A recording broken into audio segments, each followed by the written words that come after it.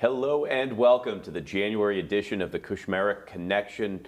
Thank you to everyone tuning in today. We are filming at FATV from the Workers Credit Union studio, and joining me in studio today is Travis Condon.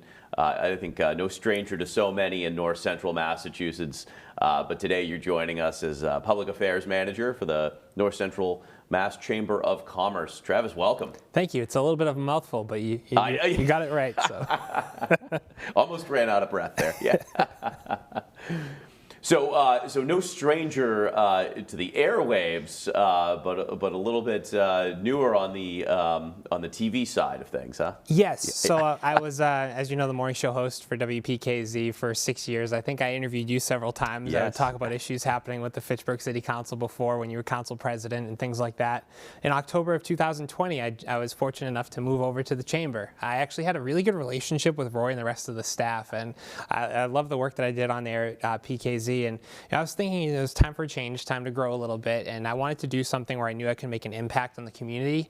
And then I used to interview them every other week, and they always seemed like they really liked their job and really liked what they were doing, and they all seemed really happy. And I was like, that seems like a really fun place to work. So I applied and got hired, and it is a really great place to work and a really fun place. So how long has it been now? Just over 2 years, so about 2 years and a couple months. So. Wow, that's fantastic. And yeah, I remember, I think you, normally there'd be the monthly radio interview. Yes. Of the whole state delegation. We each do our own interviews on radio, and I think I maybe did my first with you. And then I was gone. And maybe I was elected but not sworn in yet, and then you were gone. So yeah. just when I had a routine down, you changed it up on me. Well, I like to mix it up, like to keep you on your toes. Yeah. So. Well, and I'm sure that must have suited you so well, because you're so used to interacting with the public, our businesses, our elected officials. You have wonderful relationships across municipal and state government. I'm sure it must have been nice to then be able to pretty seamlessly leverage those relationships for your work at the chamber. So it's definitely a learning curve when you start off any role. In public affairs, a lot of people, when you hear it, they're like, what is it? And I'm like, well, it's like public relations, but a lot of times I'm dealing with letting the officials, whether it's a city councilor or a town admin or a board of selectmen or a state rep or a state senator or all the way up through the congressional delegation, I'm really just trying to let you guys know what we're doing with the chamber and our other affiliates, and also really advocating for the public policy for the chamber and for our members. We have over 700 members, and helping them when they need to get in touch with you or your colleagues. But having those relationships in place definitely made it easier, because I felt pretty comfortable talking to each and every one of you. I already had a good rapport going into this, so it was, instead of interviewing you guys, I'm now asking you guys for things. So it was a little bit of a change, but I think my prior experience definitely helped. Sure. Well, I mean, the chamber, you said 700 members, which is just, that's huge. And I'm thinking about how far the chamber has come in the past, say, 5 or 6 years, or since Roy has gotten here. And it's really just continued to grow, both in terms of the number of businesses, but also the footprint of the chamber now, right? Yeah, and I'd like to think that we're a pretty dynamic chamber. I know we work pretty hard. Our staff of about 16, but it's important to note that we're the chamber, but we're also the area's REDO, which is the Regional Economic Development Organization. We're a CDFI, which is a federal lender. We don't compete with banks or anything, but we help out with microloans for small businesses, and we also provide technical assistance. So there's the chamber side, where we help you. We do different networking events. We help you with seminars and different workshops. Then we have the lending arm, where we help you start a business or pivot your business or help you with growing pains and that sort of thing. And then we're also the tourism side, where we help you promote your business. That's right. Between all three of those, we actually cover, and we have our foundation, which does scholarships for area high school students. So between those 4 areas, we cover actually a footprint of 27 cities and towns. 27 throughout North Central, and that's really remarkable. Thank you. And I think the number of small businesses that I've continued to see, no longer it's a question of, oh, is it worth it to become a member of the chamber? Now people just say, of course I would do that. It's the first step in this, and the number of new businesses, too, that we're finding have gotten their shot because of the chamber is really remarkable. So I've been thrilled to see the help that you're giving to those aspiring entrepreneurs and innovators in our region. So talk a little bit about some of that technical assistance program that you offer to those aspiring entrepreneurs? Sure. So as you know, during the pandemic, a lot of folks were struggling with keeping their business open. But then we had other folks who were really looking at that as being the time to, hey, I kind of want to branch out on my own. Maybe this current career path isn't working for me, so I'm going to start my own business. And folks a lot of times have ideas, but they might not know exactly how to get it to fruition, how to turn it into a business. So we help folks throughout the whole lending process. If someone is in need of finances, and they go to a bank and they're not fit for the bank will actually refer them to us, and then we see if we can help them. We help with business plans. We work with a lot of different community folks. Folks around here are most familiar with probably New View Communities, Sure. being our biggest partner right there. We work with the cities and towns as well to see where else we can help them. And we help them through the whole process of writing the business plan, getting all their ducks in a row for their lending, and then getting them open. And then afterwards, we continue to check in. And if there's different issues, maybe they need help with QuickBooks or different things like that, we offer different workshops and seminars, whether they're virtual, hybrid, or in person through our chamber arm. So we really just want people to succeed because it brings more jobs to the area for folks that are looking to work, and it helps everybody out. Those are local dollars that we can capture that are staying here. It's putting more people to work. It's helping lift the whole community. Every small business that opens up is helping to really advance North Central Massachusetts. And you said earlier too, New View as one of your partners, and I think that the word partner and chamber are really synonymous at this point. I'm sure there was a day where the chamber was seen as a competing entity with either whether it's government or unaffiliated businesses or your nonprofit sector, and now I really see North Central Chamber is just such a critical and core partner and a team member in helping. Every time we bring an elected legislative leader from Beacon Hill, whether it's the governor-elect, the lieutenant governor-elect, or the Speaker of the House or Senate President, the chamber is a part of that in helping to illustrate the tapestry of who we are. But also when we start trying to attract some of these larger businesses, thinking some global brands or Great Wolf Lodge and Resort of they could go anywhere. Why should they come here? You've become that critical part of making the pitch to them to say, here's why. And not just some time in the future. Here's why it's North Central's time now. And I think it's just been exciting to have such a dynamic partner in the chamber. Well, thank you. We're happy to be that partner. We're thrilled to have these relationships. And you mentioned working together rather than competing. I think we all kind of see that there's this benefit to that collective impact model, where if one of us is just championing North Central Mass, it only does so much. But then if you have 30, 40, however many organizations all coming together with our legislature to say this is why you need to be here, I think it has a lot more weight. It's that bigger voice that carries. That's right. And I mean to that exact point as well, when it comes to legislative priorities, there are hundreds of priorities that impact small and mid-sized businesses and the business community of North Central Massachusetts. And particularly as a new legislator, I often looked to you and the chamber to say, how does this impact? When we're looking at this legislation, does this provision help you or hurt you? And all right, let's get into this. Or what are the tourism line items that we really need to be fighting for? What are the ones that are most impactful to North Central Massachusetts? And so 7,000 bills that get filed. There's another 2,000 budget amendments during one session that will get filed between House and Senate spanning 2 years. Getting through them all, if you're doing it alone, good luck to you.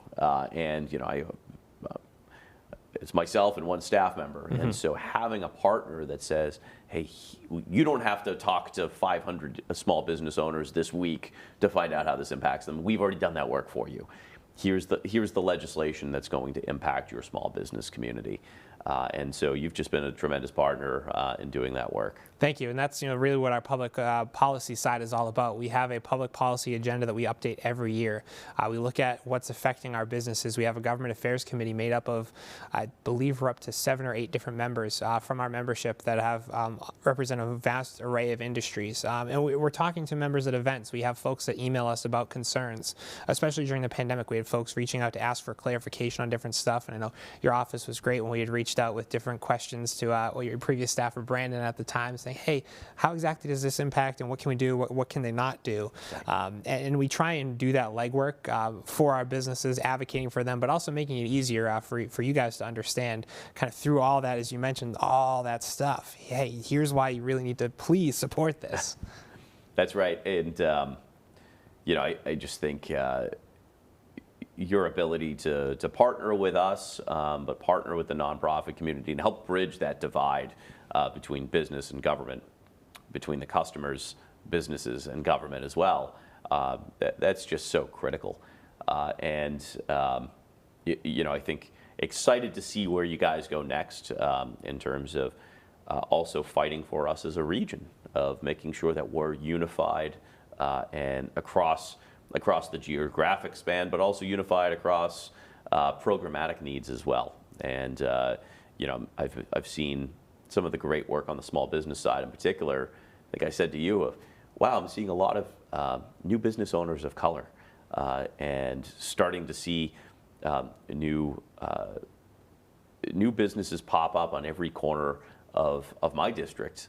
And I remember saying, how is that happening? I'm thrilled to see it. And I think the Chamber has brought in somebody to really specialize in helping new businesses. Is it Mirabel? Yeah, so Mirabel Cruz is actually, she speaks Spanish and she speaks Portuguese. We also have a member of our staff who speaks Hmong. So we can help out with different language needs, and those three languages, other than English, of course, but I think those three are probably the most commonly spoken in the Twin Cities, in Fitchburg and Leominster, and even across north central Massachusetts. And as a CDFI and as we do our lending, our big focus is on helping make sure that underserved communities, marginalized populations, that they have a seat at the table, that we are helping those folks out as well and making sure that they're part of the conversation.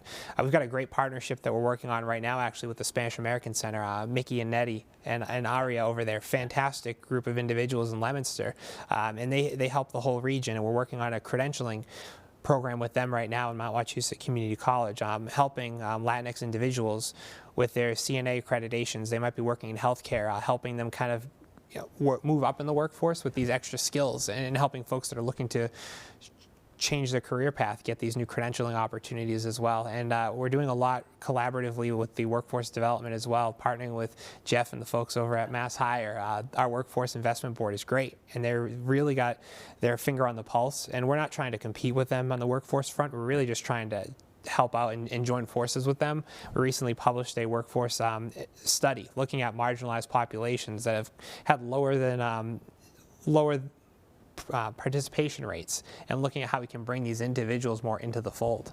Oh, that's fantastic. Well, Travis Condon, thank you so much for everything you do in our community. Thank you so much for your work at the Chamber. And looking forward to that continued partnership across North Central. Well, thank you, and thank you for everything that you're doing for Fitchburg and Lunenburg and the whole region. We appreciate it. Absolutely. Folks, stay tuned. We'll be back with Pedro Soares, Fitchburg State University senior who's about to graduate and been interning in our office these past 2 years. We'll be right back. Awesome.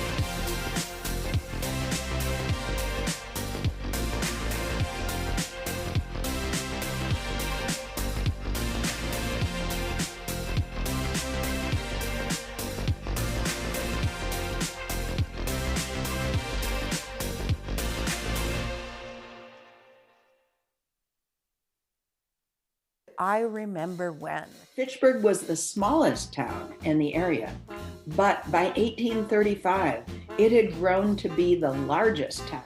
By 1840 and 50, most Fitchburg residents had become abolitionists. Another early industry in Fitchburg that still continues today is scythe making. Women used to have to spin yarn and weave cloth themselves, but now it was being made in factories, cutting down and exporting its wood to build cities up and down the East Coast, and of course, for making paper. Starting in the 1800s, the population becomes much more diverse. Fitchburg Machine Works expanded widely. After World War II, Main Street was lively.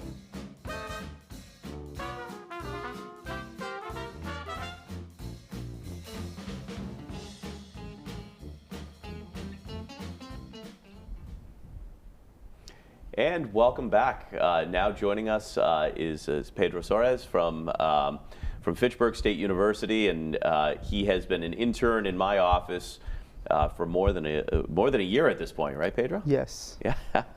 So welcome to the studio. You've been working behind the scenes at this show for much of your time in the office, and now it's nice to actually get you on camera and in studio. Yes, thank you. Thank you for the opportunity to invite. No, this is fantastic. So you're a graduating senior at Fitchburg State University from the political science program. Yes. Yeah, I've been since 2019. I started in Fitchburg State. I'm an international student. I'm from Brazil. My family's from there. I lived 18 years there, and I moved here to pursue my graduation for political science. Yeah. Oh, that's fantastic. And so, out of all of out of all the universities out there and all of the different college towns, what made you choose Fitchburg and Fitchburg State as the city and the university that really attracted you to come from Brazil? So yes,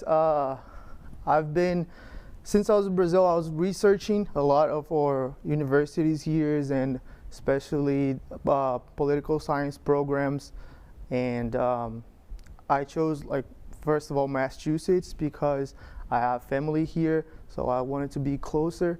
And when I went through programs in universities, Fitchburg State was one of the best programs for political science, and since day one that I applied, all the people there helped me so much, gave me so many resources, and the professors, they're so helpful, and it's been great since day one. Yeah.